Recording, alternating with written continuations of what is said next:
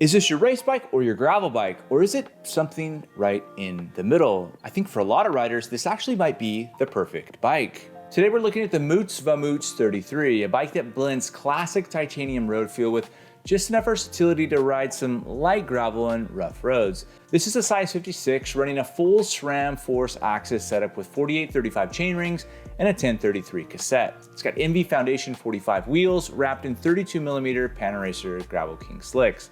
It's got a Moots carbon Allroad fork, titanium stem, titanium seat post, titanium bottle cages, and this cool Moots branded WTB saddle. Out front, it's got 44cm Enve SCS AR road bars. About the only thing that this setup is missing is a way to mount your computer, and I'm gonna figure that out in due time. The frame is built in the United States with US sourced 325 titanium. That's 3% aluminum and 2.5% vanadium in thin-walled straight gauge tubing.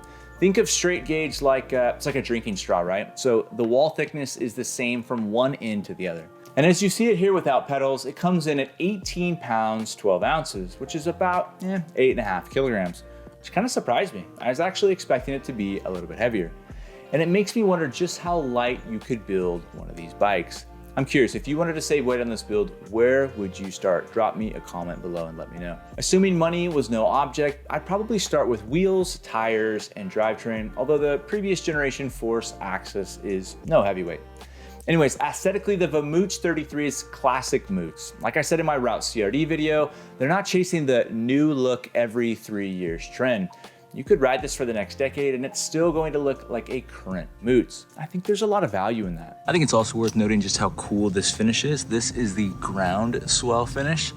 I want to say that this came out early last year and it's one of my favorite Moots finishes. And as you look beyond the finish, you have these really, really clean welds at each of the junctions. It's also UDH compatible, and for those who haven't purchased or looked into bikes in a while, UDH means Universal Derailleur Hanger, and it's quickly becoming the new industry standard. It means you're not locked into one brand's ecosystem, and you've got more options as drivetrains evolve.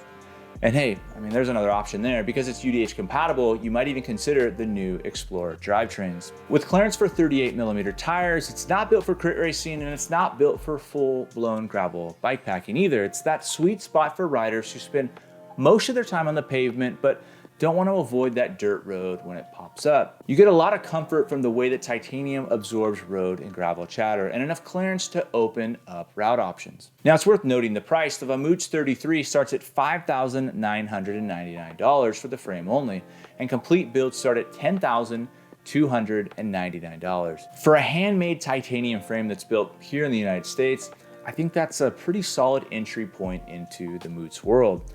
And with every frame coming out of their Steamboat Springs facility, carrying a lifetime warranty, this isn't just a bike you own, it's a bike that you keep for decades and decades.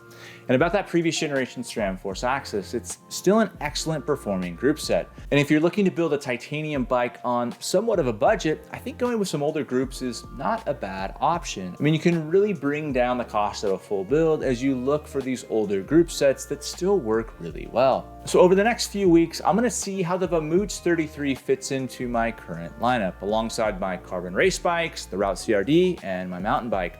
I'm gonna figure out exactly who this bike is for. If you have questions about the Vamoots 33, or if there's something specific that you'd like to know, drop me a comment below. Anyways, thanks a ton for watching, and until next time.